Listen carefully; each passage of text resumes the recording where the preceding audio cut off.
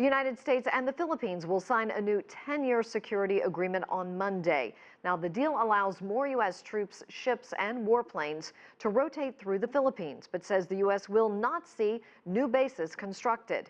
U.S. officials announcing the deal denied that the agreement was designed to counter China's growing presence in the South China Sea.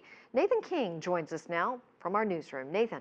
Yeah, you're correct there, Susan. Basically, obviously, Beijing will have a reaction to this agreement, but the United States and the Philippines say this agreement should be seen as part of an overall rebalancing to Asia and not necessarily against China.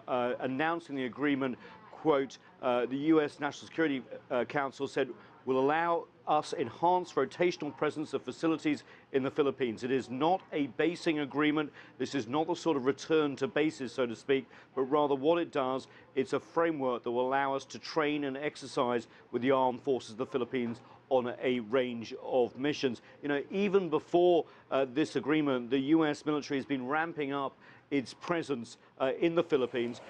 In 2013, nearly 150 U.S. ships visited Philippines ports. The number was just 68 in 2012.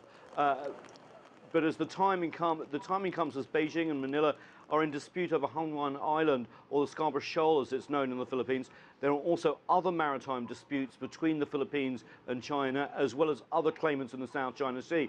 And the Philippine government has been pressing its claims unilaterally through the United Nations Convention on the Law of the Sea, while urging Washington for a greater U.S. security commitment. This deal, which took over 8 months to negotiate and is for 10 years, shorter than the U.S. was hoping for, isn't aimed at China, the U.S. National Security Council said. They said, quote, we're not doing this because of China. We're doing this because we have a long-standing alliance partner. They're interested in stepping up our military-to-military engagement.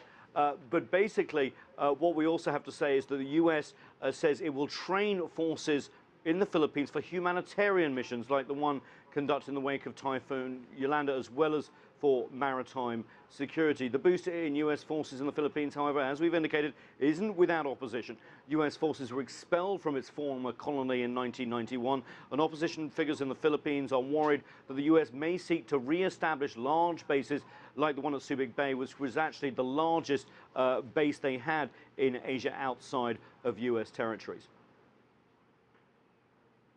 Alrighty, well, Nathan, obviously Beijing is going to have a reaction to this agreement. Any idea on when we will get that? Yeah, obviously when the deal is inked, we'll get an official reaction. But Beijing has often talked about the potential of this agreement. And they've said, look, the US said rebalancing to Asia is about freedom of the seas and not against China. But they actually say this actually hampers freedom of the seas by emboldening countries like the Philippines to get more aggressive about their claims in the South China Sea.